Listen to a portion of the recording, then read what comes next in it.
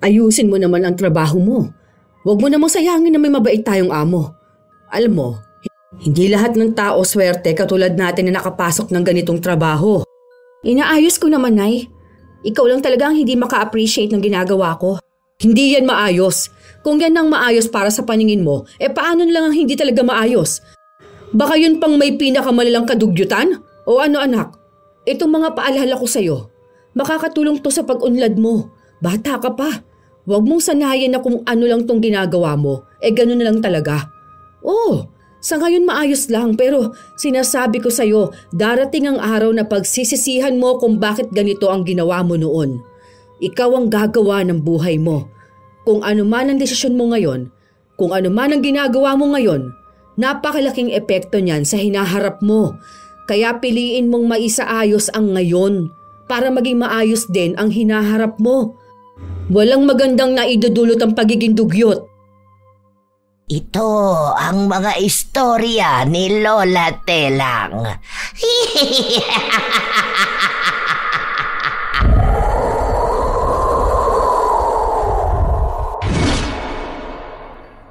Mahirap talagang ipagkatiwala ang anak sa ibang tao dahil kahit binabayaran mo pa ito sa kanilang serbisyo, may iba na hindi kayang maging tapat at malinis. Katulad na lamang ni Dang, isang klase ng yaya na walang respeto sa kalinisan at sanay sa kadugyutan. Dahil sa ganitong ugali, may parusa siyang matatamo na tiyak na pagsisisihan niya. Magagawa pa kaya niyang magbago o sadyang bibit-bitin na lamang niya panghabang buhay ang kaparusahan sa pagiging dugyot? Yung anak ko lang po, ma'am. Marunong po mag-alaga ng bata yon. Siya yung madalas na pinag-iiwanan ng mga pamangkin niya. Bunso ko po. Naghahanap na rin po kasi siya ng trabaho para hindi na ibang tao ang kunin niyo. Kapag yung anak ko po ako na rin po ang titingin sa mga gawa niya. Sige Ate Virgie, papuntahin mo na lang siya rito bukas. Sigurado ka dyan na kaya ng anak mo ang ganito. Alam mo naman tong si Baby Aljon, ang gaslaw nito. Opo ma'am, mas malala pa nga po dyan ang mga pamangkin niya. Sanay po yun sa mga bata. Minsan nga nagreklamo na sa akin na hanapan ko na lang siya ng mapapasukan kesa naman daw po na libre lang siya nag-aalaga sa mga pamangkin niya. Basta ate pinagkakatiwalaan kita dito. Alam mo naman na malaki ang tiwala ko sa'yo dahil 5 taong ka nang namamasukan sa amin. Sana maayos din tong anak mo. Opo ma'am, pangako po maayos ito. Pumayag si Abby na anak ng kasambahay niya ang kunin. Nakita na niya noon si Dang pero hindi niya nakausap tungkol sa pag-aalaga sa bata. Dahil noon, wala pa naman sa isip ni Abby na kumuha ng yaya para sa kanyang anak. Kailangan na lang niya ngayon dahil magtatrabaho na rin siya. May trabaho naman ang asawa niya at nasa ibang bansa ito pero hindi sapat para sa kanila. Lalo pat sumusustento rin ang asawa niya sa mga magulang nito. Gusto niyang makatulong sa pinansyal kaya naisipan niyang magtrabaho. 2 taon naman na ang anak niya. Kaya naisip niya na pwede na itong ipaalaga. Malaki rin ang sahod niya sa bagong trabaho. Ayaw pa nga ng asawa niya na magtrabaho siya, pero sa mabilis na pagtaas ng bilihin, hindi sapat sa isang pamilya na isa lang ang nagtatrabaho, lalo na't naubos ang ipon nila nung nanganak siya. Ayaw niyang iasa ang pera sa asawa dahil may plano rin silang pag-iipon para sa kinabukasan ng kanilang anak. Dumating na ang araw na nag-aalaga na si Dang ng bata. Noong una, maayos naman siya. Hanggang sa nakampante na ang kanyang amo, doon na lumabas ang tunay niyang ugali. Isang araw, tulog si Dang nang umiyak ang bata. Ano ba yan? Iyak naman dyan ang iyak? Ano bang problema mo ha? Inaantok pa ako. Tatahimik ka ba yan o lalagyan ko ng tape yung bibig mo? Hindi tumigil sa pag-iyak ang bata. Hindi ito mapakali at panay ang sabi na Makati. Pero hindi siya pinapansin ni Dang. Kinakalabit din siya ng bata at tinuturo ang diaper na suot niya at binabanggit ang salitang baho. Mamaya na yan. Inaantok na ako Tae ka naman kasi ng tae dyan Mamaya ka na magpalit. Hindi pa naman matagal yan. Bumalik sa pagtulog si Dang hanggang sa ginising na lang siya ng ina. Nak, ano ba naman yan? Bakit hindi mo inaasikaso tong alaga mo? Tignan mo nga, nanlamutak na ng taer nito sa higaan. Ay, ang sabi ko naman sa'yo na kapag ganito, asikasuhin mo na agad, hindi ba? Natuturuan naman na ito magbanyo eh. Ako na maglilinis dito sa kwarto. Paliguan mo na to. Nakakainis naman eh. Ano ba? Ganda na ng panaginip ko eh. Hayaan mo na yan. Punasan mo na lang yan. Hindi pwedeng punasan lang yan. Tingnan mo nga ang dugyot pati mukha oh. Tsaka hindi naman oras ng pahinga mo. Tanghali na. Tapos na akong maglinis tapos ikaw nakahilata ka pa rin. Hayaan mo na yan. Pupunasin ko naman yan mamaya. Ano ba naman to? Ay, iniipis na tong pagkainan ni Aljun. Hindi mo man lang ba ito tinakpan? Itapon mo na to. Baka magkasakit pa ang bata. Okay lang yan. Pagpagan mo na lang yan kung pwede naman yan kainin pa eh. Tsaka maliliit na ipis lang naman yan. Tinakpan ko naman yan kaso pinasok pa rin ang ipis eh. Okay pa yan. Hindi naman yan nakamamatay. Anong hindi? Marumi na yan dahil ginapangan na ng ipis. Hindi pwedeng pagpagan lang yan lalo na't bata ang kakain. Kapag nagkasakit to, tayo pang malalagot. Baka pati ako ay mawalan pa ng trabaho. Ay, bumangon ka na dyan. Asikasuhin mo tong alaga mo. Ang ganda-ganda ng pakilala ko sa'yo sa amo ko eh. Tapos ganito ka lang? Kumilos ka nga dyan. Huwag mong dalhin dito ang pagiging dugyot mo sa bahay ha. Kahit na tinatamad si Dang, tumayo siya para asikasuhin ang bata. Pero hindi niya ito pinaliguan.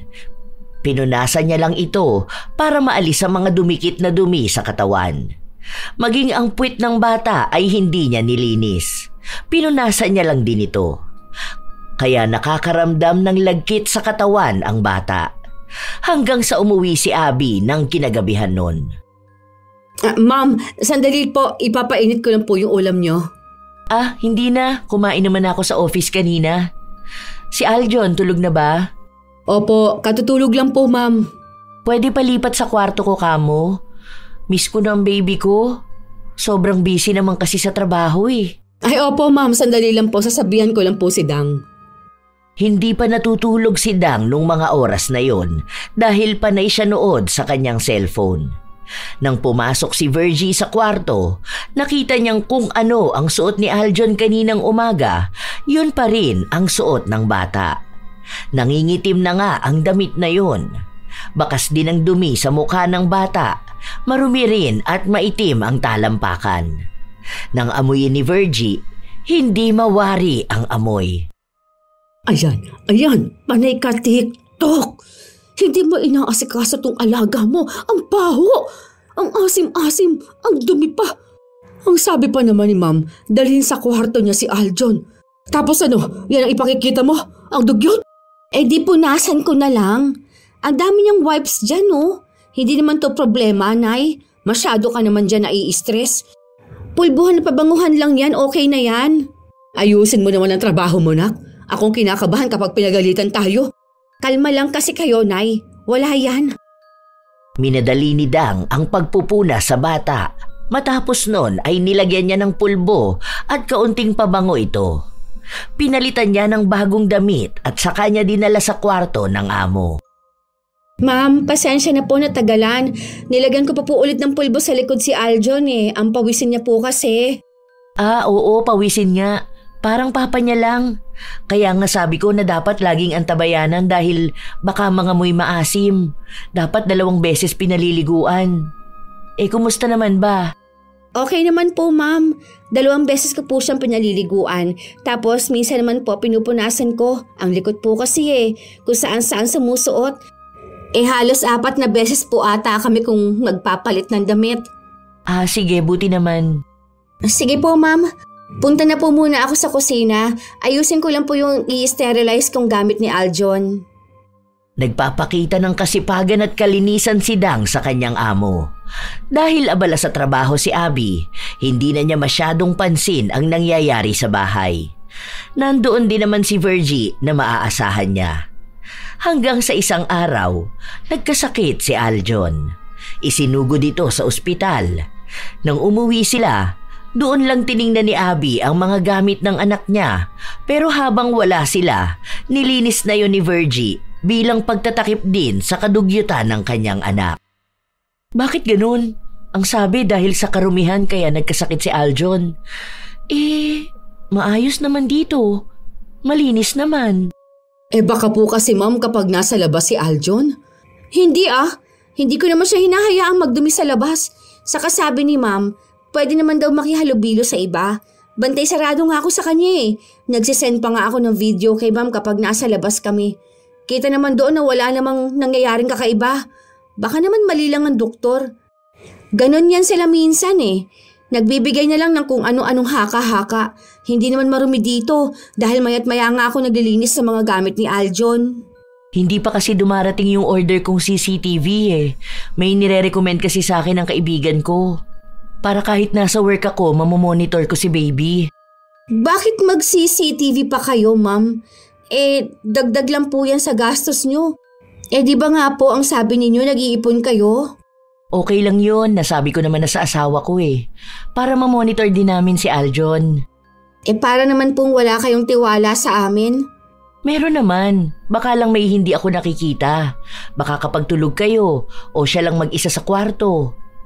Sige na, magpapahinga na muna ako.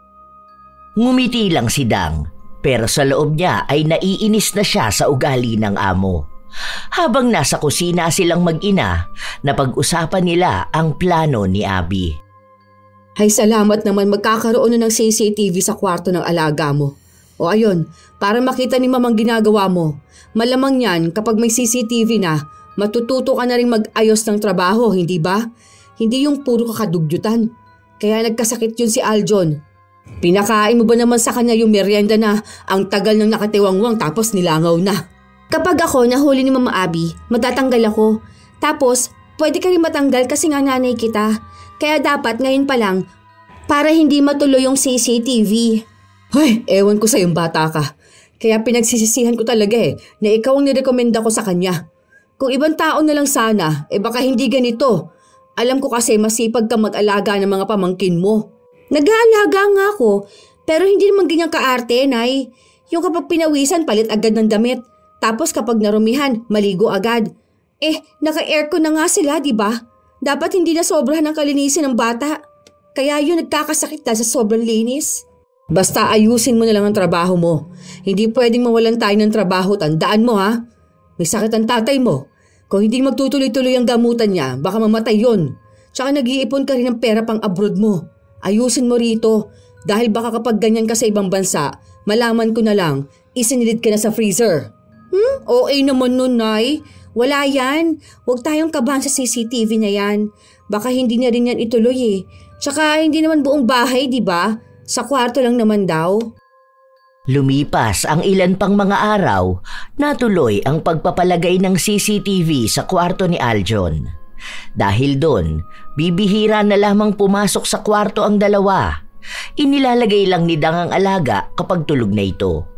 Para hindi mahalata na hindi niya pinapaliguan ng bata, pinapalitan na lang niya ito ng damit para lang makita sa CCTV na iba-iba ang suot na damit ng bata. Nagpapakitang gilas din siya sa pag-aalaga at pagtuon sa kalinisan, kahit na ang totoo, hindi niya talaga inaayos ang pag-aalaga kay Aljon. Isang araw, nasa kusina sila at naghahanda na para kumain. Ano ba naman yan, Nak? Huwag ka naman maglibag ng kilikili mo rito. Kakain na tayo. May pagkain dyan sa harapan mo Hindi naman ako naglilibag Kinakamot ko lang naman. Kain ka na. Ay, naku, maghugas ka muna ng kamay mo. Kinuskus mo yan sa kilikili mo tapos kakamayin mo yung pagkain ng bata.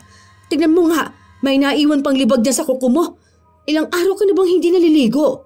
Tsaka huwag mo kayang kamayin. Kita mo may sabaw yan. Hayaan mo na lang din kaya si Aljon kumain. Kaysa ganyan na dinudugyot mo pagkain niya. Ay naku, Nay, huwag nga kayong OA dyan. Okay lang yan. Wala namang mangyayaring masama. Tsaka pagkain lang din naman to, no? Noon nga kahit may sabaw ang pagkain, nagkakamay pa rin naman tayo, di ba? Iba yung sa atin, tsaka dyan sa alaga mo. Huwag mo namang babuyin yan. Tingnan mo, hindi pa talaga tumigil to. Sabi ko rin sa'yo na magputol ka ng kuko mo Kita mo na, nawala na yung libag sa kuko mo. Paano napunta sa pagkain ng bata? Sus, okay lang yan no. Hindi naman nakamamatay ang libag, Nay. Pampalakas ng immune system tong ginagawa ko sa kanya, no. Kumain ka na lang dyan, Nay. Gutom lang yung pinagsasabi mo sa akin eh. Tingnan mo nga tong bata. Wala lang mo siyang nireklamo. Nanahimik si Virgie sa pinaggagawa ng kanyang anak. Kahit na pagsabihan niya ito, hindi ito nakikinig sa kanya. Kahit na anong awa ni Virgie sa bata, mas naaawa siya sa buhay nila kung sakali man na mawala ng trabaho ang anak kaya hindi niya rin maisumbong. Iniisip na lang niya na bata pa ito at kaya pang matuto sa buhay. Habang lumilipas ang araw, palala ng palala ang ginagawa ni Dang. Hanggang sa tila pati si Abby ay nakakahalata na. Isang araw kasi, umuwi si Abby. Pansin niya na ang suot na damit ng yaya ng anak ay tila ba 4 na araw na nitong suot. Dang, ito sa akin lang ha. Kasi wala naman ako dapat pakialam pero naliligo ka ba? O wala ka lang maisuot na damit? Ay, sige. Kapag naghalongkat ako tapos nakakita ko ng damit na hindi ko na ginagamit, bibigyan na lang kita. Naliligo naman po ako, Ma'am. Ah, okay, sige. Marami pa sanang gustong punahin si Abby, pero hindi niya magawa dahil baka sumobra ang masabi niya at makasakit pa siya ng damdamin ng iba.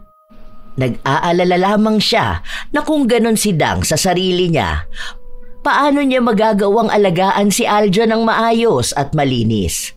Kaya para hindi direktang kay Dang ang salita, nagpunta si Abby sa ina ng dalaga para sa kanya ipadaan ang mga sasabihin niya. Nag-aalala din ako para sa kanya, Manang. Alam mo naman na dalaga siya. Bata pa naman siya pero sana alagaan niya rin ang sarili niya. Tapos ang baho ng hininga niya. Sana hindi ka po ma-offense sa sasabihin ko ha. Hindi ko naman po yun problema pero kasi alam mo yun, dapat alam niya rin ang kalinisan para malinis niya rin ang anak ko. Opo, Ma'am. Okay lang po. Pinagsasabihan ko naman po siya. Malinis naman po yung anak ko. Minsan lang po talaga mukha talaga siyang malagkit. Gawa ng maghapon pong active si Aljon. Madalas pong nasa labas sila, hindi ba po? Tapos mainit kaya laging pinapawisan.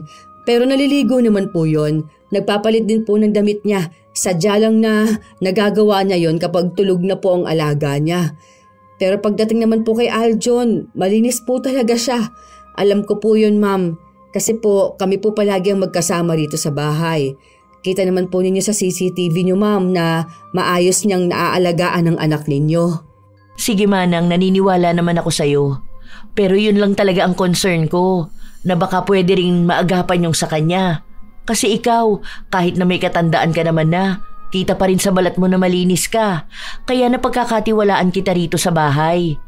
Sana lang talaga ganun din ang anak mo, lalo na sa panahon na hindi ko nakikita.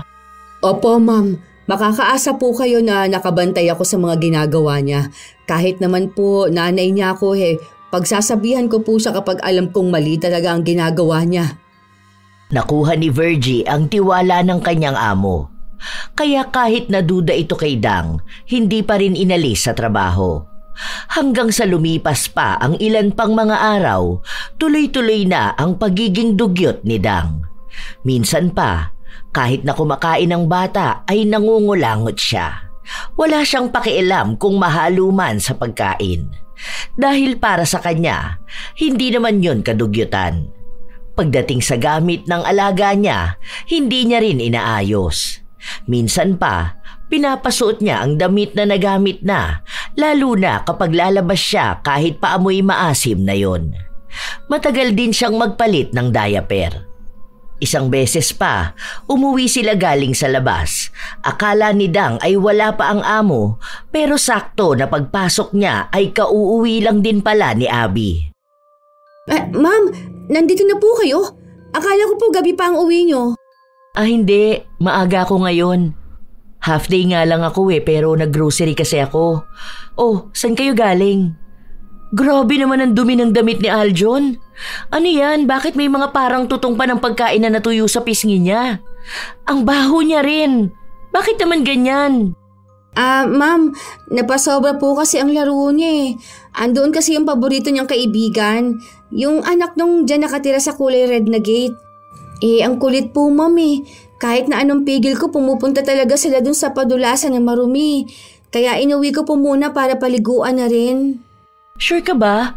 Bakit parang nakita ko ng suot niya yung damit na yan? Marumi na yan di ba?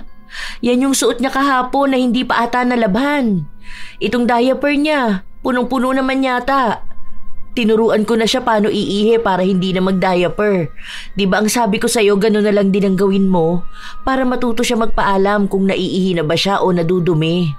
Opo ma'am, pero bata po kasi yan eh. Teka lang po, paliliguan ko na lang muna siya. Hindi na nag-atubili ang dalaga na dalhin ang alaga sa banyo. Dahil baka kung ano pa ang makita ng amo niya. Pero pagdating sa banyo, hindi naman niya agad pinaliguan ang bata. Binuksan niya lang ang shower para magmukhang may ginagawa siya sa loob. Kahit na ang totoo ay panay lang siya cellphone. Tinanggal niya ang diaper. Saka niya hinugasan ang bata na kanina pang nanunuyo ang dumi sa balat. Punas-punas lang ang ginawa niya dahil kapag pinaliguan niya, tatagal lang ang oras niya. Sinigurado na lang niya na wala nang duming nanuyo sa balat ni Aljon. Matapos nun, pagpasok sa kwarto, pinaliguan niya lang ng pulbos at pabango bago niya sinuotan ng bagong diaper at damit na bagong laba lang din. Para mas mangibabaw ang amoy kahit na hindi niya nilinis ng maayos ang bata. Inaamoy niya rin ang ulo, amoy pawis kaya pati bunbunan ng bata binuhusan niya ng pabango. Pasimple lang ito dahil alam niyang maaaring nanonood ang kanilang amo. Habang kasama ni Abby ang anak, ang mag-ina naman ay nasa kusina. Ang aga naman umuwi ni ma'am. Bakit hindi mo naman ako sinabihan, Nay? Hindi mo man lang ako tinawagan? Tatawagan pa lang sana kita. Kaso nalobat pala itong cellphone ko. Nung kukunin ko na, saka naman dumating kayo. Buti nadaan mo sa paliwanagan. Siguro naman, inayos mong paliguan ng bata. Hinilod mo yung dumi sa katawan niya. Baka magtagal yung libag sa balat niya. Wala naman libag yun. Tsaka bata pa naman yun. Sino ba naman pupunan ng libag niya? Hayaan mo na yun, okay na yun. Basta mabango naman ang bata. Anak ko, ayusin mo naman ang trabaho mo. Huwag mo namang sayangin na may mabait tayong amo. Alam mo, hindi lahat ng tao swerte katulad natin na nakapasok sa ganitong trabaho. Inaayos ko naman, Naya. Ikaw lang talaga ang hindi maka-appreciate ng ginagawa ko. Hindi yan maayos. Kung yan na ang maayos para sa paningin mo, paano na lang ang hindi talaga maayos? Baka yun pa ang pinakamalalang kadugyutan. Anak ko, itong mga paalala ko sa'yo, makakatulong to sa pag-unlad mo. Bata ka pa. Huwag mong sanayin na kung ano lang tong ginagawa mo, ganito na lang talaga. Oo, sa ngayon maayos lang. Pero sinasabi ko sa'yo, darating ang araw na pagsisisihan mo kung bakit ganito ang ginawa mo noon. Ikaw ang gagawa ng buhay mo. Kung ano man ang desisyon mo ngayon, kung ano man ang ginagawa mo ngayon, napakalaking epekto niyan sa hinaharap mo. Kaya piliin mong maisaayos ang ngayon para maging maayos din ang hinaharap mo. Walang magandang naidudulot ang pagiging dugyot. Nay, OA ka lang talaga. Wala yan. Hindi naman to sobrang kadugyutan, no? Maliligo na nga muna ako. Hindi pa rin pinakikinggan ni Dang ang ina. Dahil para sa kanya, wala naman talagang mali.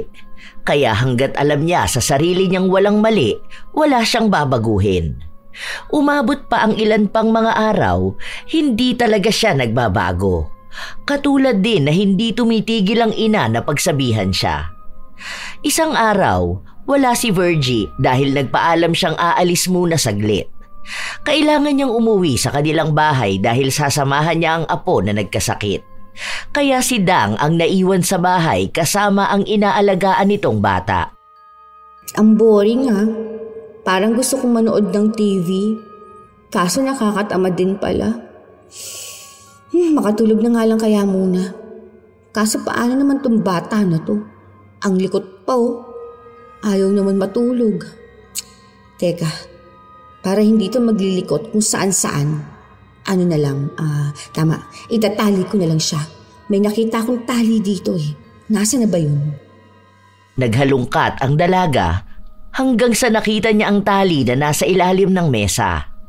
Kinuha niya yon at saka niya itinali ang damit ni Aljon. Oh, ayan. Para kahit na maglilikot ka dyan, hindi ka kung saan-saan mapupunta. Diyan ka lang ha. Di ka naman makakaalis dyan eh. Matutulog muna ako. Ay, teka. Kukuha muna pala ako ng pagkain mo para hindi ka umiyak dyan. Inilapag lang ni Dang ang pagkain na kinuha niya sa sahig. Marumi ang sahig dahil hindi naman niya nilinisan ang dumi doon kanina. Natuyo na lang yon sa sahig at kahit na alam naman niyang puno yun ng mikrobyo, nakuha niya pa ring hayaan na ilapag ang pagkain ng bata.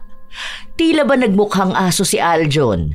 Mas masahol pa dahil kahit platong paglalagyan ng pagkain, hindi niya pa ibinigay.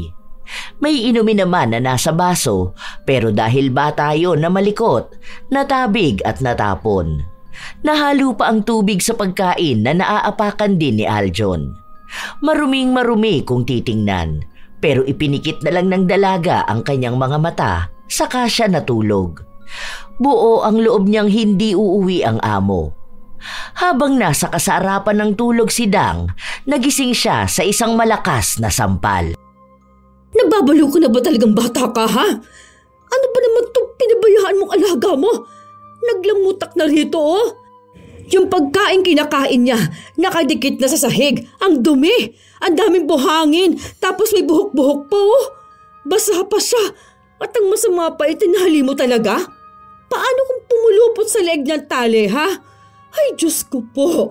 Ano ba namang utak ang meron ka anak? Ang sakit mo naman manampal, Nay. Nakikita mong nagpapahinga ang tao eh. Tsaka wala namang masamang nangyari sa bata na yan ha. Siya naman na may kasalanan kung bakit nadulog yung pagkain niya dyan. Nakakainis naman talaga. Ah, talagang gusto mo pang hintayin na mapahamak ang alaga mo? Ha? Bumangon ka dyan. Paliliguan ko to. Ikaw ang maglinis dyan ng kalat. Ako nga, tigilan mo kung babae ka ha. Huwag mo kong paaandaran dyan sa tinatamad ka. Sinasabi ko sa'yo, isa pa. Ako na mismo magsasabi kay Ma'am Abby na tanggalin ka na sa trabaho mo rito. Tatanggalin? Saan naman ako mag-a-apply niyan? Ayoko nga sa factory. Ang gulo kaya ng trabaho dun, no? Okay naman na kasi yan. Hindi rin naman nagreklamo yung bata, hindi ba? Basta, gawin mo na lang ang inuutos ko sa'yo. Ikaw kayang kasambahay dito, Nay. Ibig lang sabihin nun, ikaw ang dapat na naglilinis ng bahay at hindi ako. Mamaya na, inaantok pa talaga ako. Wala nang nagawa pa si Virgie. Punong-puno na siya sa pinaggagawa ng kanyang anak. Kaya umabot na sa punto na handa na siyang sabihin kay Abby ang nangyayari. Gusto niyang humanap na lang ito ng ibang yaya para sa anak nito. Humahanap lang siya ng pagkakataon para umamin. Habang hinihintay niyang lumabas ng kwarto si Abby, dumating naman ang anak niya. Nay, tingnan mo. Ang mahal ng gamutan ni Jennifer. Kung isang buwan to, mga nasa 4K ang kailangan. Saan naman kukuha si kuya ng pera para dito? 4K nga lang sinasahod dun sa pinapasukan niya eh. Tapos hindi rin naman siya pwede magdagdag ng trabaho kasi nga sakitin din siya. Tingnan mo, kung isusumbong mo ko, paano pa ako makakatulong sa pamangkin ko? Kaya ba ng sahod mo na makatulong dito kay kuya? May iniinom ka rin na gamot? Tapos pangkain pa sa bahay. Kaya pag-isipan mo maigi kung isusumbong mo ko. Alam ko na gagawin mo yun ngayon. Kahit na hindi mo sabihin sa akin, ramdam ko. Pero sige, bahala ka. Ikaw rin naman ang mamumroblema eh kapag wala tayong maitulong kay kuya. Oh, ayan na si Ma'am Abby. Lumabas na ng kwarto niya. Palapit na rito.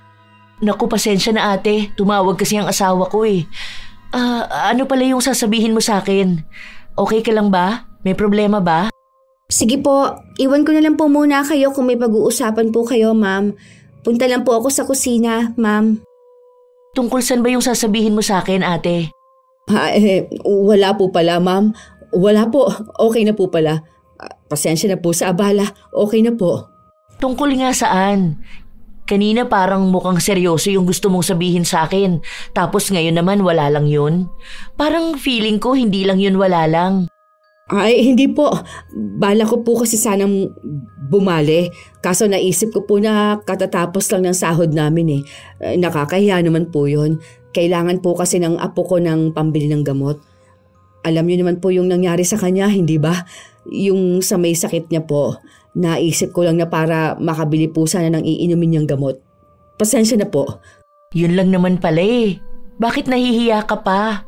Pwede ka naman mag-CA kung kailangan mo talaga. Pero ngayong araw mo na ba kailangan? Wala kasi akong cash eh. Magkano ba sana? Nakakahiya po ma'am, pero 2K po sana. Kung okay lang naman po. Wait lang ha. Titingnan ko kung may pera ako sa bag. Pero kung wala, bukas ko na lang ibibigay sa'yo ha. O kaya i-Gcash ko na lang kung sakali man. Nakatingin lang si Virgie sa kanyang amo habang naglalakad dito pabalik sa kanyang kwarto. Ilang sandali pa, lumapit ulit sa kanya ang anak na mukhang kanina pa rin nakikinig sa usapan nila. Sa totoo lang, naguguluhan pa rin ang ginang sa magiging desisyon niya. Pero bakas na sa mukha ni Dang na mas nagwagi ang salitang sinabi niya kaysa sa konsensya at awa ng ina.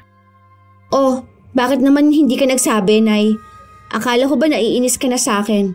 Hinihintay ko pa naman na isumbong mong pinaggagawa ko. Tapos iba pala yung sasabihin nyo. Nag-CA ka pa dyan bigla. Pwede bang tumahimik ka na? Hindi naman nakakatulong yung pinagsasabi mo sa akin. Hindi mo rin kasi kaya, di ba? Alam mo, Nay, yung awa-awa na nararamdaman mo dyan sa alaga ko, wala yan kumpara sa awa na dapat mo maramdaman sa apo mo. Kaya wag mo isipin ng ibang tao. Ang dapat palagi mong iniisip, pamilya natin. Mas kawawa tayo kaysa sa kanila, no? Tsaka inaalagaan ko naman yung bata Sa ibang paraan nga lang, sa paraan kung saan ako mas sanay. Wala naman akong mali dun eh. Sadyang iba lang sa iniisip mo. Sure din naman ako na may ibang yaya rin na ganun ang gawain. Kahit napalitan ako, malamang yung papalit sa akin, tatama rin din sa panay pagbabantay ng bata. Mas okay na to kasi magkasama tayo. Nagtutulungan tayo para sa pamilya natin. Hindi nagawa ni Virgie na ilaglag ang kanyang anak. Kahit na sa mga sumunod na araw, patuloy pa rin sa kadugyutan si Dang. Kung ano-anong ginagawa niya sa bata na hindi nakikita sa CCTV. Kapag naman kasama nila si Abby, doon lang kahit na paano ay tumitino si Dang. Minsan kasi, parang gusto na lang ni Virgie na naroon palagi ang amo para naman magtrabaho ng maayos ang kanyang anak. Pero naiisip niya rin na kung nasa bahay lang si Abby, malamang walang trabaho si Dang. Naiipit siya palagi sa dalawang sitwasyon. Awa niya sa amo at awa niya sa pamilya.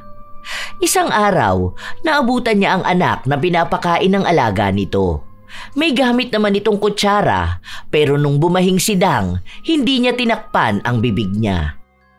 Sana naman matuto ka magtakip ng bibig mo. Tingnan mo, yung mga kaning lumabas dyan sa'yo, napunta sa pagkain ng bata. Kita ko pa na suminga ka para ilabas yung butil ng kanin dyan sa ilong mo. Tapos kada bahing mo'y tumatalsik yung laway mo sa mukha ng bata. Ano ba naman yan, ha? Parang hindi kita tinuruan ng bata ka na kapag ganyan itatakpan mong bibig mo para hindi tatalsik sa ibang tao. Kanin lang yan, Nay. Hindi naman yan nakamamatay, ano? Ang nakamamatay dyan, yung germs. Para namang sinabi nyo, Nay, na may virus ako. Hindi nga ako nagkaroon ng COVID noon. Kaya hindi siya mahahawa ng kahit na ano sa akin. Healthy rin ako. May sakit ka, hindi ba? Malamang, ang ano niyan, yung pwede mong mahawaan ng alaga mo. Kaya nga sabi ko sa'yo, mag-face mask ka.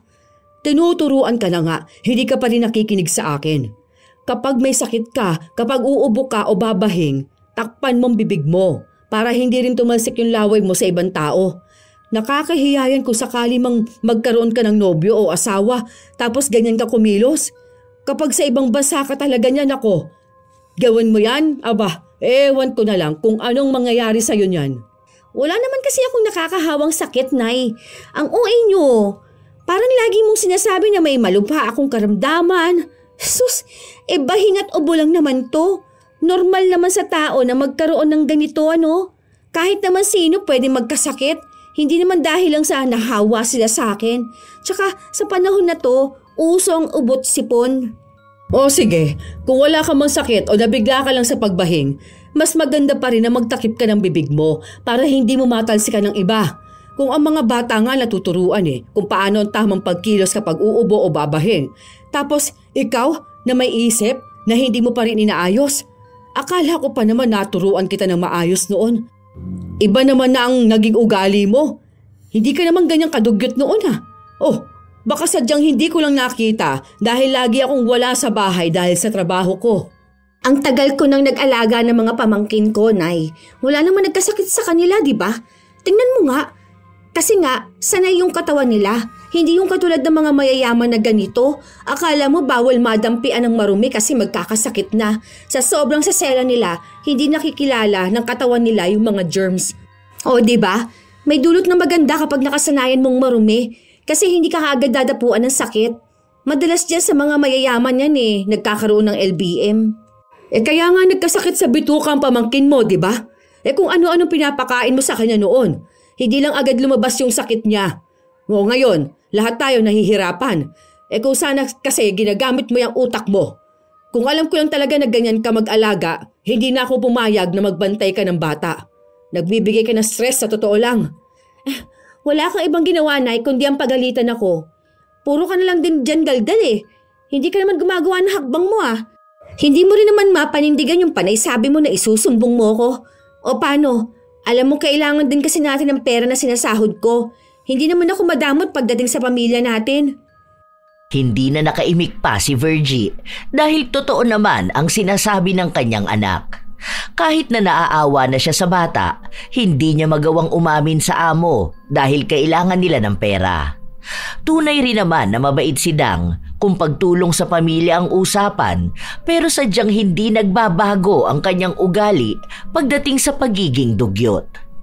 Ilang araw pa ang lumipas, nagkaroon na naman ng sakit si Aljon. Bigla na lang kasing sumakit ang tiyan nito at ang sabi ng doktor, may kinalaman nga raw sa karumihan. Kung hindi ito maaagapan agad, baka mas malala pa ang mangyari sa bata. Mas lalong nangamba si Abby, kaya kinausap niya si Dang. Po? Imposible naman po yun, Mama. Kasi po inaayos ko naman po ang trabaho ko. Tsaka lahat po naman ng gamit ni Aljon, binabanlian ko po. Malinis din itong bahay. Baka naman po mali ang doktor. Kahit itanong nyo kay nanay, maayos naman tong ginagawa ko rito sa bahay. Hindi rin ako basta nagpapakain kay Aljon. Sabay nga po kaming naguhugas ng kamay Tinuturuan ko rin po kasi siya na maging malinis na bata. Nagtataka lang talaga ako. Hindi naman pwede magkamali dahil family doctor namin yun. Siguro magpapadagdag na lang ako ng CCTV. Kakausapin ko na lang muna ang asawa ko para makapag-provide siya ng magagamit dito sa bahay. Lahat lalagyan ko na. Baka kasi may nakakaligtaan ka na ginagawa ng anak ko. Lalo na kapag naglalaro yan dito. Bibihira lang naman kasi kayong pumasok sa kwarto Dagdag lang po yan sa gastos nyo, Ma'am. Kasi po nung nakaraan, ang sabi ninyo, kailangan nyo ng pera kasi nga po uuwi ng asawa nyo. Kung magdadagdag kayo ng CCTV sa lahat o sa bawat sulok ng bahay nyo, baka naman po kapusin kayo sa pera. Kayo rin po, Ma'am, kasi sa halip ng menos na yon. Dahil may dalawa kayong tauhan sa bahay, may yaya na, may kasambahay pa. Hindi naman din po pwede na isa lang kukunin ninyo. Hindi naman kaya ni nanay na mag-alaga ng bata. Sa edad po ni Aljon, alam niyo naman na napakakulit po, hindi ba? Kung ako naman, hindi po ako marunong maglinis ng bahay. Marunong naman pero hindi po katulad nung kay nanay. Pero kayo po, kung may mahanap kayo na isang tao na kaya ang dalawang trabaho na yan, kasi ako po, hindi naman po ako dapat nagsasabi kasi kayo po ang amo. Pero bilang concern po ako sa inyo at sa gastos, kaya nasabi ko to. Kayo rin po naman po ang magdedesisyon yan Hindi na kumibo pa si Abby dahil naisip niya na tama naman ang sinabi ni Dang. Lalo pa ngayon na tapos na ang kontrata ng asawa niya sa ibang bansa at gusto nang umuwi ng Pilipinas para dito na magtrabaho. May pera pa naman sila at may ipon pero kailangan nilang maghigpit. Mas lalong naguluhan si Abby. Naapektuhan siya sa sinabi sa kanya ng dalaga kaya hindi niya itinuloy ang pagpapalagay ng CCTV. Kaya bumalik na naman sa dating gawi si Dang.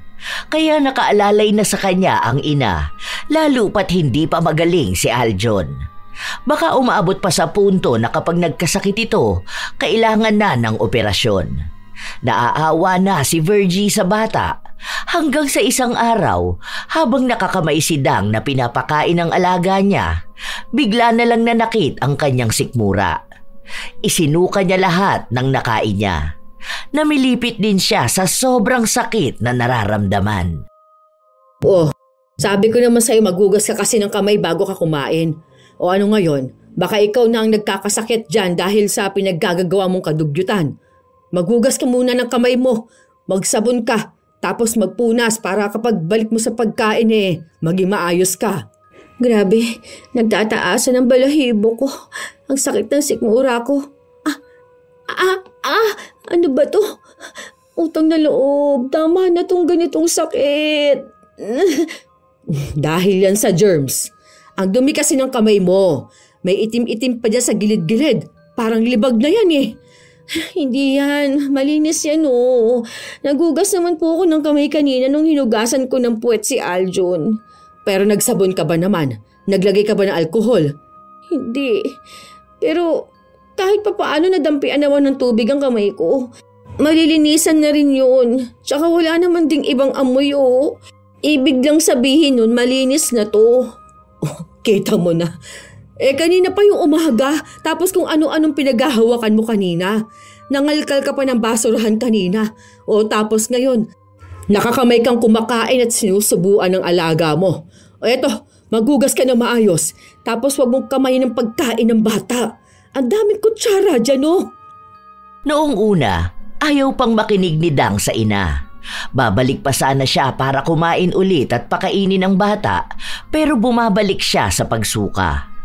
Hanggang sa nanghihina na talaga siya. Doon lang siya naghugas ng kamay.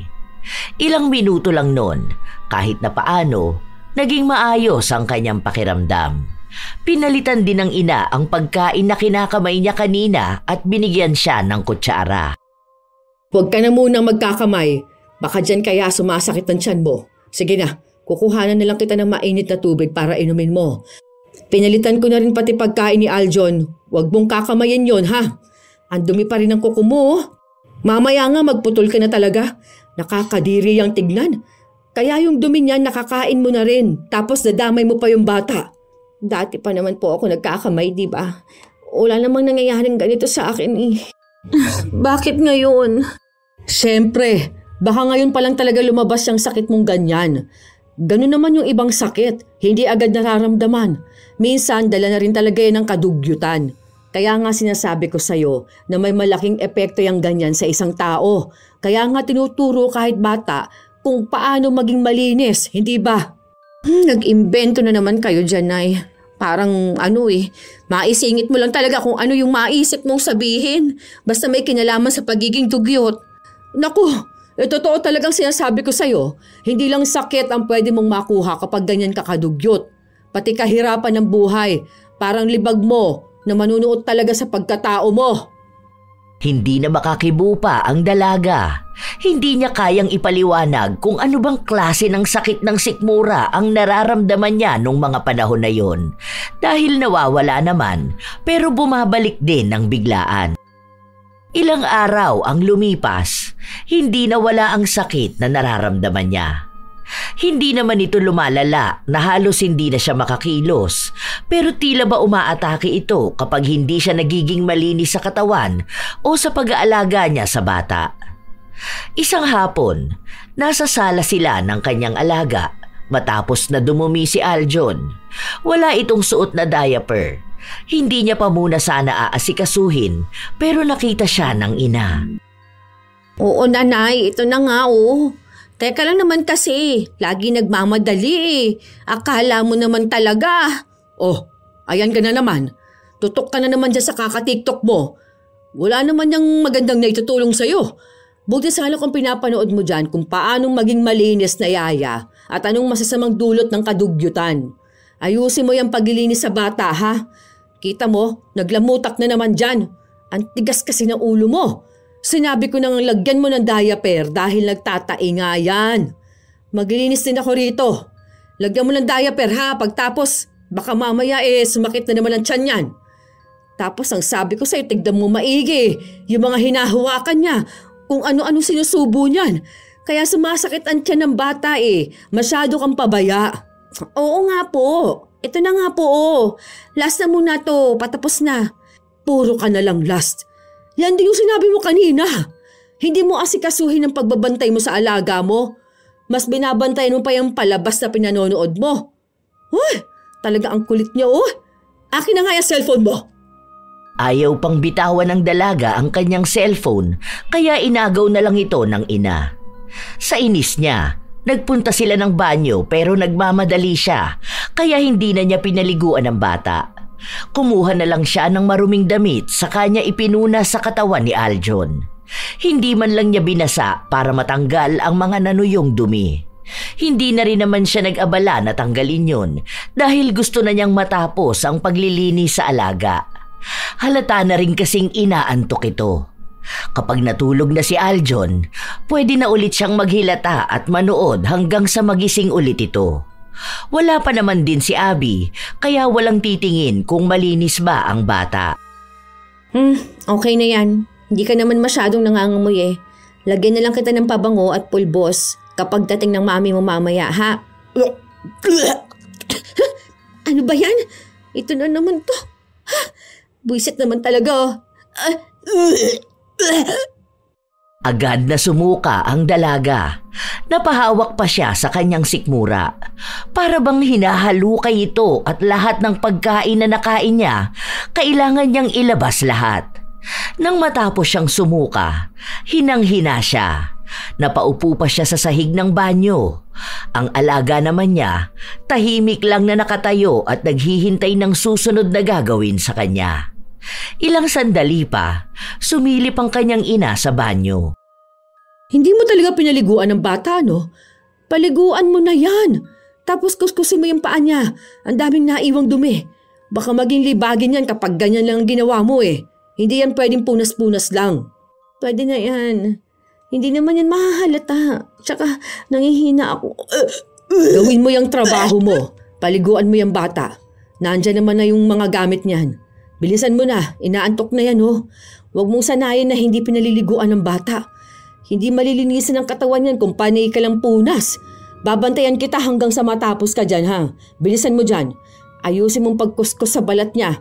Ayan oh, kita mo yan? Parang kapag nagtagal talaga yan, magiging libag na yan na hindi madaling matanggal eh. Mahihiya pa yung bata kapag laki niyan. Pabanguhan na lang yan. Kuskusin ko na lang yan ng wipes mamaya. Ay aba, hindi! Magtrabaho ka dyan! Ayusin mo yan! Wala nang iba pang nagawa si Dang kundi sundin ang kanyang ina. Kahit na paduwal-duwal siyang kumikilos at pinaliliguan ng alaga. Panay ang utos sa kanya ng ina kung paano paliguan si Aljon. Ang ginawa niya lang kasi, binasalang ang katawan ng bata, sa kanya kinuskus ng sabon ang katawan, tapos binanlawan. Pinaulit sa kanya ng ina ang pagpapaligo sa bata. Itinuro kung paano mas lalong malilinisan ang katawan nito at paano matatanggal ang mga nanuot na dumi. Patagal ang minutong ginugol ni Dang hanggang sa natapos sila. Pati sa pagbibihis sa bata, tinuruan din siya ng ina.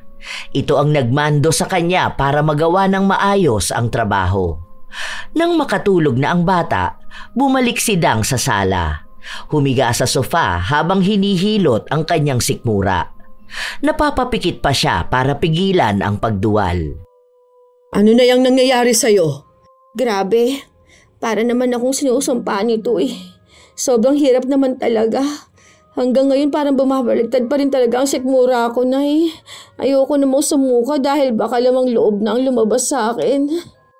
Magpahinga ka na lang muna riyan. Pagtapos mo niyan, maligo ka para naman umayos yung pakiramdam mo. Tsaka para makapaglibag ka na rin. Ilang araw ka na kayang hindi naliligo ano. Pawis na pawis ka pa tapos ang asim na ng amoy mo. Grabe ka naman, Nay. Itong sikmura ko kayang usapan natin. Grabe kaya ito, no? Hindi to birong sakit. Wala rin eh. Isinuka ko rin lahat ng kinain ko kanina. Nakakainis naman tong ganito. Magpa-doktor na kaya ako, Nay. Baka may sakit na ako eh. Para sana alam natin kung paano ito aagapan, di ba? Ayoko talaga ng ganitong pakiramdam. Kung alam mo lang talaga, Nay, kung gaano to kahirap sa akin. Ay, hindi na. Huwag ka na magpa-doktor. Wala rin namang magiging lunas sa'yo yan. Ang makikita nila sa'yo yung kadugyutan mong sobra-sobra. Nakakahiya lang sa doktor kapag nalaman nila kung gaano ka ba kadugyot na babae. Pagalingin mo na lang ang sarili mo. Basta ang gawin mo, maging malinis ka sa katawan mo. Grabe naman kayo sa anak niyo, Nay. Paano kung malubha na to? Oo, malubha talaga ang kadugyutan mo. Sobra. Kung ako sa'yo magtino ka para doon ka gumaling. Kasi kung paulit-ulit na ganyan ka kadugyot, baka hindi lang yan ang sakit na makuha mo. O tingnan mo, ang dali lang naman sanang maging malinis, hindi ba? Paliguan mo ang bata, ilang minuto lang yun. Magugas ka ng kamay kapag pakakainin mo siya. Hindi lang para sa kanya yun, kundi para rin sa kalusugan mo. Ang maganda pa nun, magtatagal ka rito sa trabaho. Kung sakali man na lumaki ang alaga mo, tapos nilipat ka ng ibang bahay kung saan wala ako, mas maalam ka na sa kalinisan at tunay na pag-aalaga ng bata. Nakakapagod naman kasi yun, Nay. Nakakasawa kaya kapag paulit-ulit ang ginagawa. Aba, natural trabaho mo yan. Kaya ka nga binabayaran para gawin mo yan eh. Ako, bilang kasambahay, kasama rin sa obligasyon ko ang panatilihin ng kalinisan sa bahay, ang kalinisan sa pagkain. Kahit na nakakapagod, kailangan kong gawin dahil ito ang trabaho ko.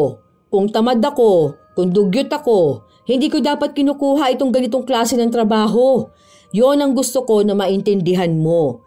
Kung anong trabaho na kinuha mo, dapat alam mo rin sa sarili mo kung paano mo yun paninindigan.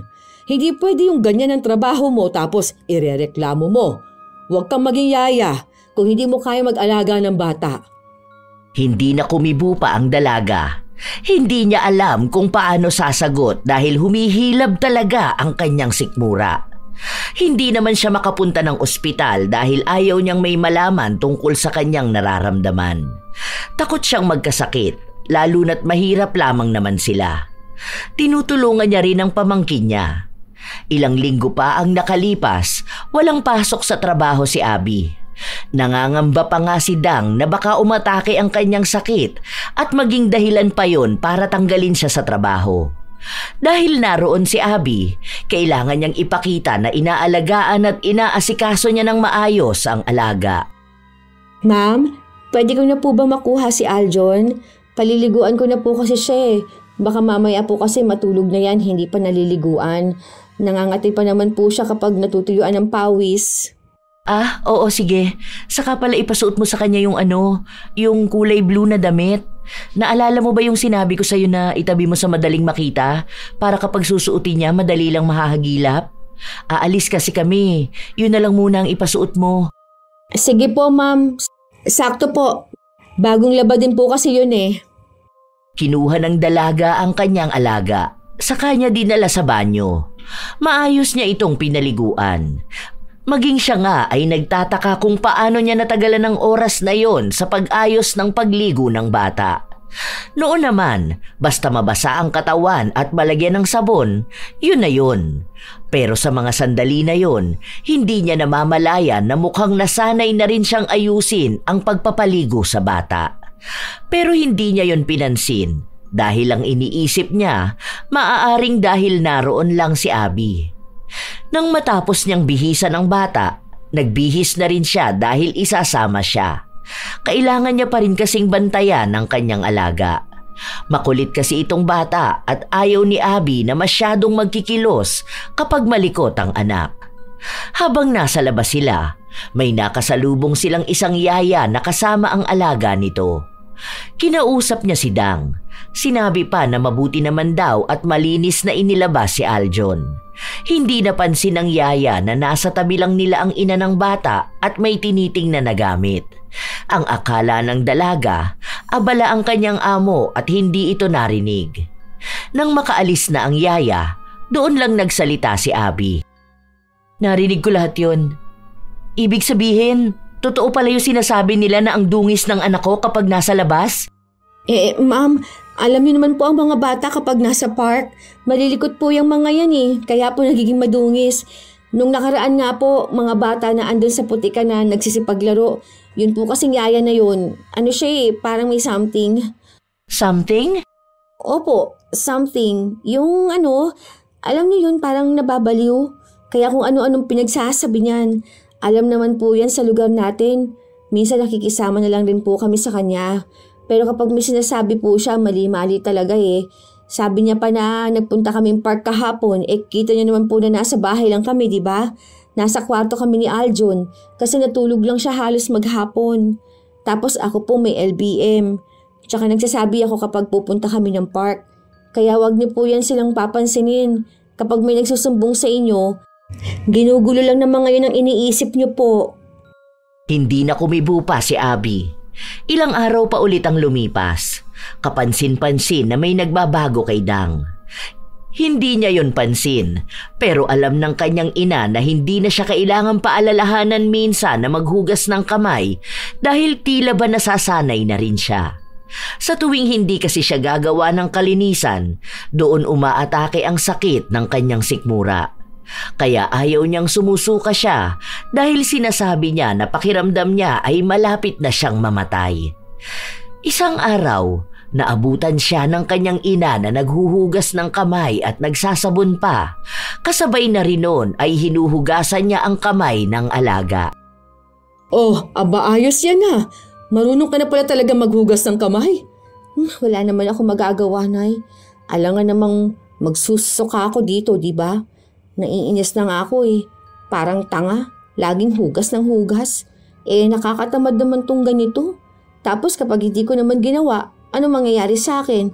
Lupaypay na naman ako sa isang gilid kasi nilabas ko na naman lahat ng kinain ko. Ang mahalaga ngayon, alam mo na yung ginagawa mo. Huwag mo na lang uulitin para hindi ka na talaga magkasakit. Para hindi na rin magkasakit yung alaga mo. Tandaan mo, isinugod na naman yan sa ospital. Ipinagpatuloy niya ng ilang araw ang ganong gawain.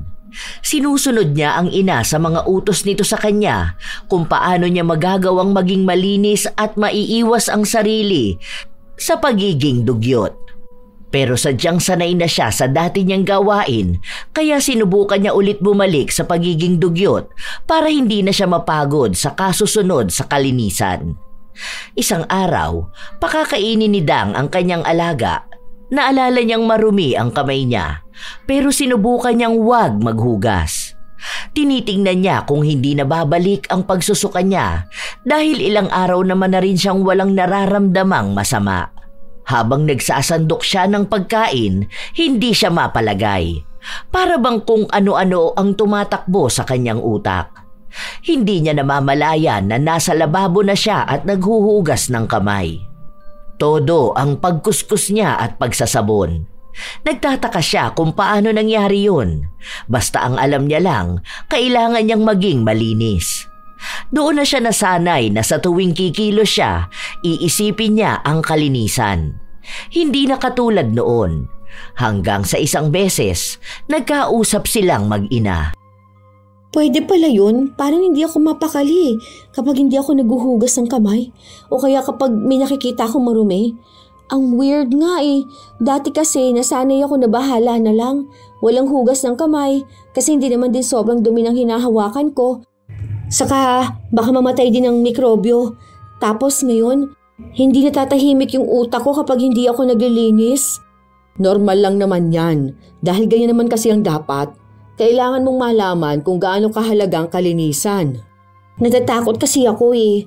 Nung nakaraan, kumain kami ni Aljon, yung padala ni Ma'am Abby. Tapos nasa sala lang kami. Nagkutkot ako ng kuko ko sa paa. Tapos sinimay ko yung pagkain ng hindi naguhugas ng kamay. Tapos ayun, nagsusuka na naman ako pagkatapos namin kumain. Sobrang grabe yung hilab ng tiyan ko. Wala ka kasi kaya hindi mo nakita na eh. Parang sinusunog yung bituka ko. Parang ganun na pakiramdam. Ewan ko ba? Basta, sobrang sakit po talaga.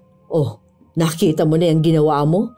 Isipin mo ha, paa mo yan. Tapos inilalakad mo na yan kung saan-saan.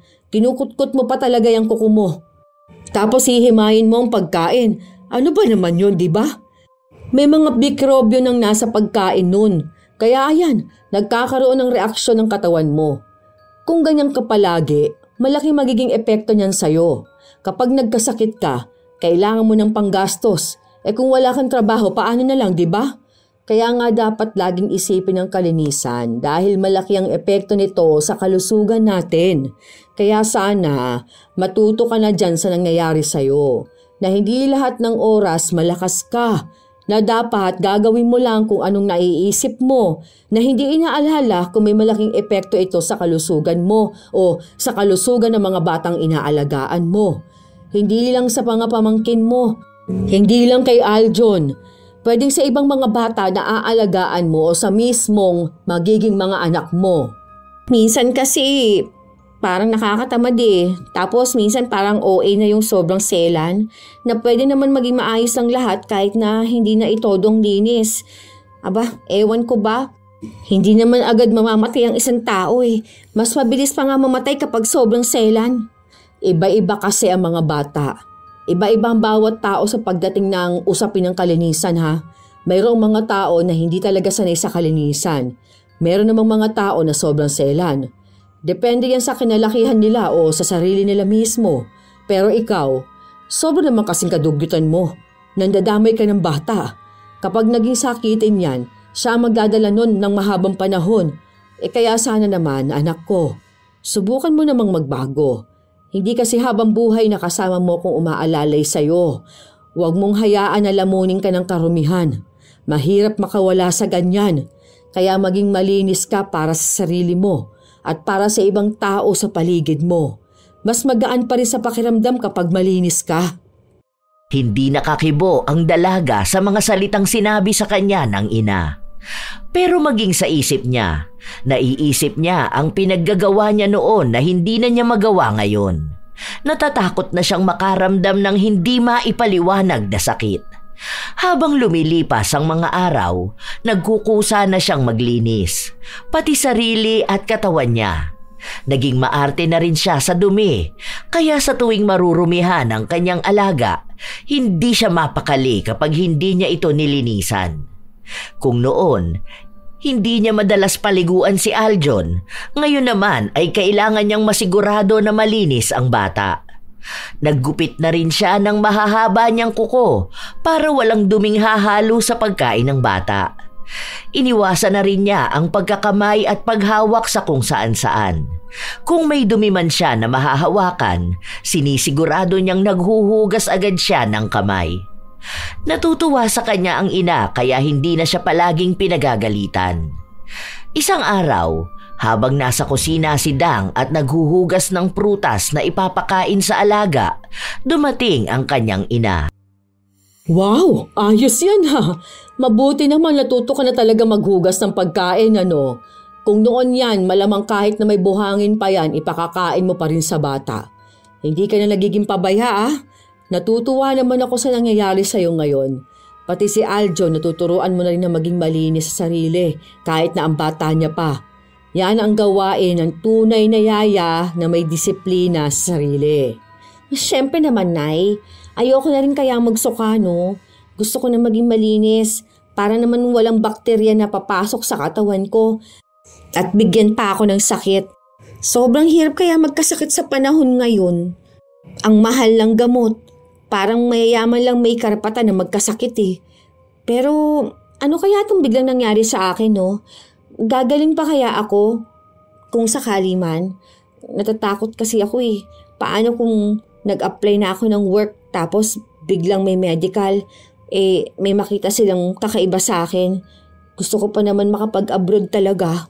Basta, maging malinis ka lang sa sarili mo. Magiging maayos ka rin yan.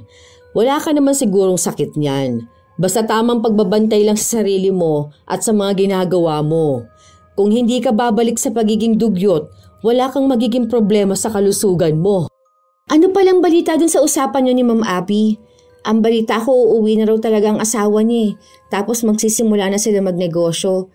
Tapos sabi ni Ma'am Abby, hindi na siya magtatrabaho kasi tutulungan na lang muna niya ang asawa niya. Paano na yun, Nay? Aalisin na rin nila ako, no? Kaya dapat talaga makakuha na ako ng passport ko.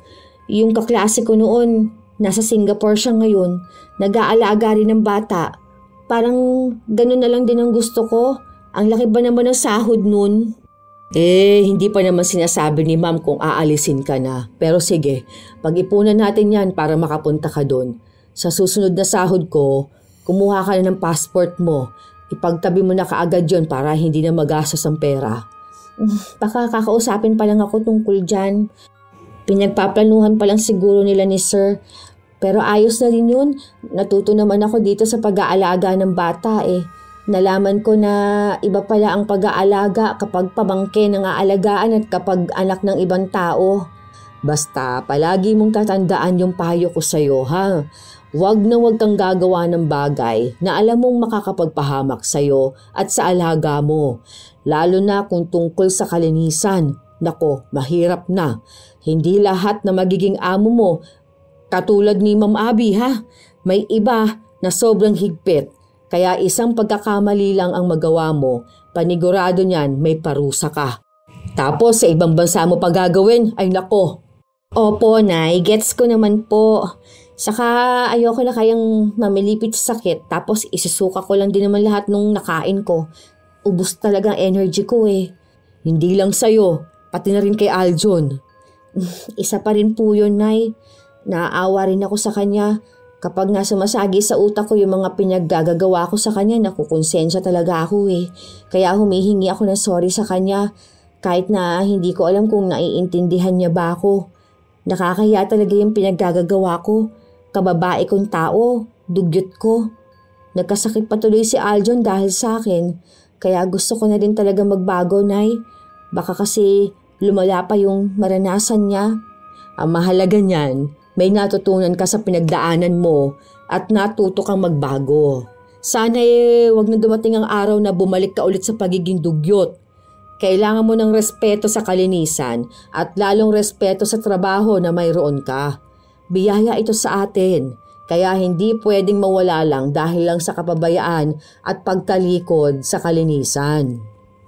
Malaki ang naitulong ng naranasan ni Dang sa kanyang pagbabago. Ang hindi niya alam, lumapit ang kanyang ina sa mangkukulam para bigyan siya ng leksyon.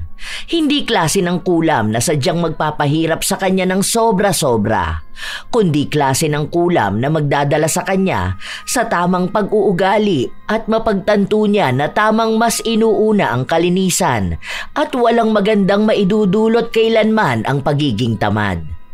Isang araw, habang binibihisa ni Dang ang kanyang alaga, tinawag siya ni Abby. Iniisip niya na pagsasabihan siya kung hanggang kailan na lang siya magtatrabaho. Ma'am, kung aalisin niyo na po ako, baka po pwede na kahit hanggang cut-off po para po buo sana yung sasahurin ko. Saka kahit hindi na po muna ako mag-day off, kailangan ko po kasi ng pera pang asikaso ng papeles ko po. Ha? Anong aalisin? Di ba po, hindi na kayo magtatrabaho? Dito na lang kayo sa bahay po para maasikaso ninyong negosyo na balak po ninyong gawin. Naikwento niyo po yan sa akin nung nakaraan eh. Kaya naisip ko na kayo na rin po magbabantay sa anak ninyo. Baka hindi na po ninyo ako kailanganin. Hindi kita aalisin. Tinawag lang kita kasi nga sasabihin ko sa iyo na ililipat na ng kwarto si Aljon. Ano ka ba? Kahit naman nasa bahay ako at tutulong sa pag-aasikaso ng business namin, kailangan ko pa rin na mag-aalaga sa anak namin. Hindi ko pa yun kaya sa ganyang edad. Bakit? Gusto mo na rin bang umalis dito sa bahay?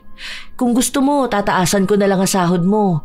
Hindi kasi ako makakuha ng ibang yaya dahil natatakot ako na baka kung anong gawin sa anak ko. Hindi katulad mo, nasubok ko na. Saka kilala ko na kayo ng nanay mo na masipag at mapagkakatiwalaan talaga. Talaga po, ma'am? Sure po ba kayo dyan? Oo naman, bakit naman hindi? Saka pansin ko na nagiging mas masipag ka ngayon. Mas masinop at mas maasikaso sa anak ko. Pero ikaw, kung sakali man na gusto mo talaga sa ibang bansa, hindi naman kita pipigilan kasi nga pangarap mo yan. Pero kung ako ang tatanungin, gusto ko na ikaw ang mag-alaga ng anak namin. Pag-isipan mo maigi ha. Tuwang-tuwa ang dalaga sa narinig niya. Nangangamba kasi siya na bigla na lang siyang mawawalan ng trabaho. Nakukonsensya na rin kasi siya sa klase ng pag-aalaga na ginagawa niya noon kay Aljon. Pero ngayon, gusto naman na niyang ayusin ang lahat. Nagsimula naman na siyang maging masipag at malinis, kaya kung may ganitong oportunidad, tiyak na kukunin niya lalo na't nasa Pilipinas pa rin siya. Makakasama niya ang kanyang pamilya. Kinuha niya ang magandang alok sa kanya ng amo.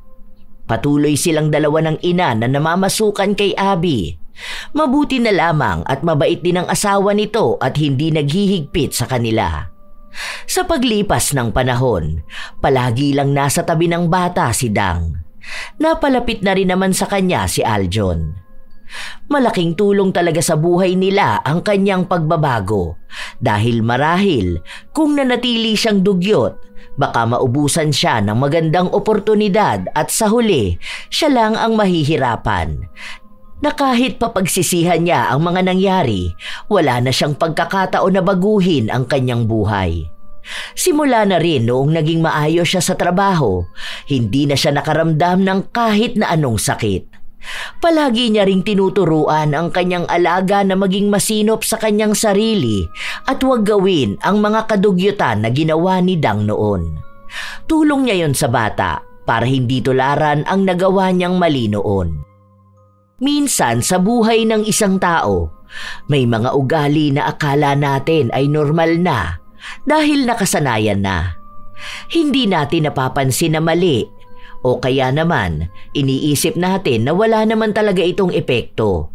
Gaya ng pagiging dugyot. Hindi lang talaga agad nakikita ang resulta kahit na paunti-unting nagkakaroon ng problema sa pagdaan ng panahon. Bilang isang yaya, ang kalinisan ay hindi lang naaayon sa amoy o sa itsura, kundi sa respeto. Respeto sa sarili, respeto sa trabaho, at respeto sa batang inaalagaan. Kung ang nag-aalaga ay pabaya, paano matuturuan ang bata na maging maayos? Ang simpleng hindi paghuhugas ng kamay, ang hindi pagligo, ang pagpapabaya sa katawan, nakakabawas yan sa dignidad. May mga tao rin na nagiging komportable sa dumi dahil iniisip na yon ang nakasanayan at kinalakihan. Ngunit sa likod ng mga nakasanayan, may mga bagay na hindi na dapat ipinagpapatuloy. May mga bagay na kailangang baguhin, hindi para sa tingin ng iba, kundi para sa kapakanan ng sarili at ng taong inaalagaan. Ang bawat kilos ng yaya ay may epekto sa bata.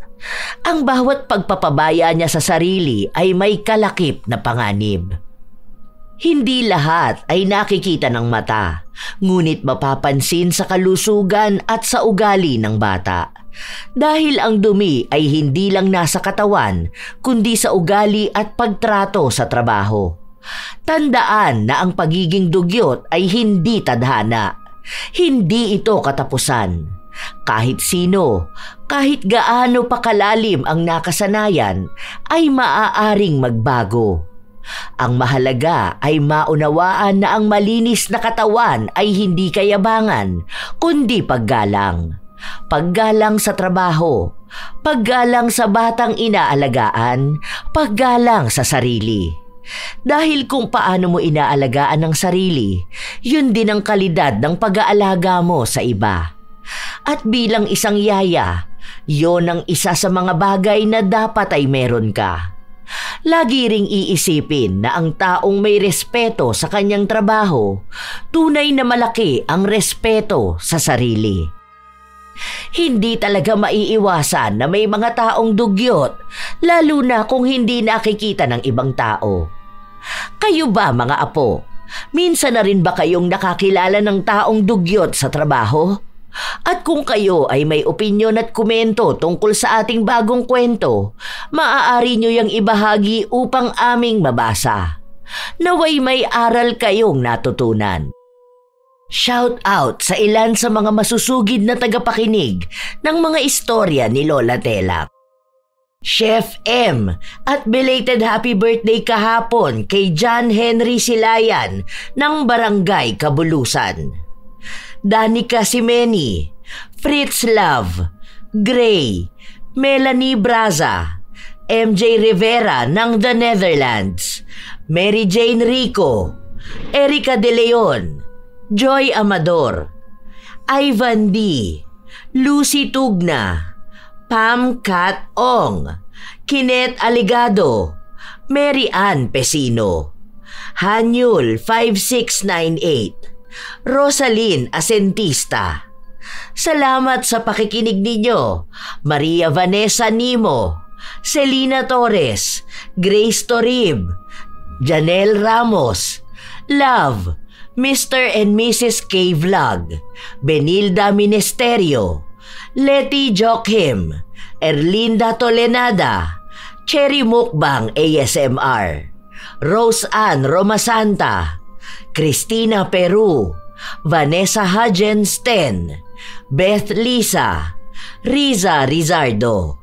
Shout out din sa inyo, Joseph Apego, Irene Canubas, Regine Opada, Brian Mendoza, Binibining Reggae, Maria Evelyn Santos, Sherlyn Joseco, Charlene Gumansing, Light Gutierrez, Myralyn Vergabera, Isa Bianca Taroza, Sirwen Cordero, Nigel Manozo, Cecil Figueroa Bernabe, Melodena Caballes. Shout out sa mga solid kong apo, Sydney Crosswind, Supladang Pasaway, Lovely Rose Roa, Kimpoy Feliciano, Hazel Fiesta, Marie the Lightworker, Gia Gigi, Francisco Neng, Jeremy Saranillo Francisco, Josefina Fuelias, Roy Lacandalo, Vicky Yabut, AJ Chua, Esteli Reyes, Mel Santarita, Matt Sarol, Irish Abela Tuazon, Mike James Tapak, Will Maleses, Raquel Hasegawa, Jenny Suzuki, Lurian Vitalicio, Leonisa Cobo, Maria Lee Nakagawa, Hayashi J. Megan, Lynn Hasegawa, Elise Padilla, Lydia Lopez, Gemstone Claro, Lance MBB, Arvid Shane Hoiberg Channel, Gami Neil Francisco at sa kanyang asawang si Dada Neil Francisco, Pureza Tagiwalo, Rachel Whitney, Alma Naong, Jennifer Makasinag, Jaime Constantino, Milrose Demate, Razon Yao, Robert Crimen, Rosalina Bugayong, Ami Yong, Ami Bag, Angelina Ignacio, sa buong Team Manok ng Amsik Angeles City, Pampanga, Ray Galedo at sa Galedo family ng Kabuyaw, Laguna, Roslyn Mangilin, Cherry May Libiran. Ito ang inyong Lola Telang at maraming salamat sa palagi ninyong pagsubaybay, pag-aabang at pakikinig mga apo.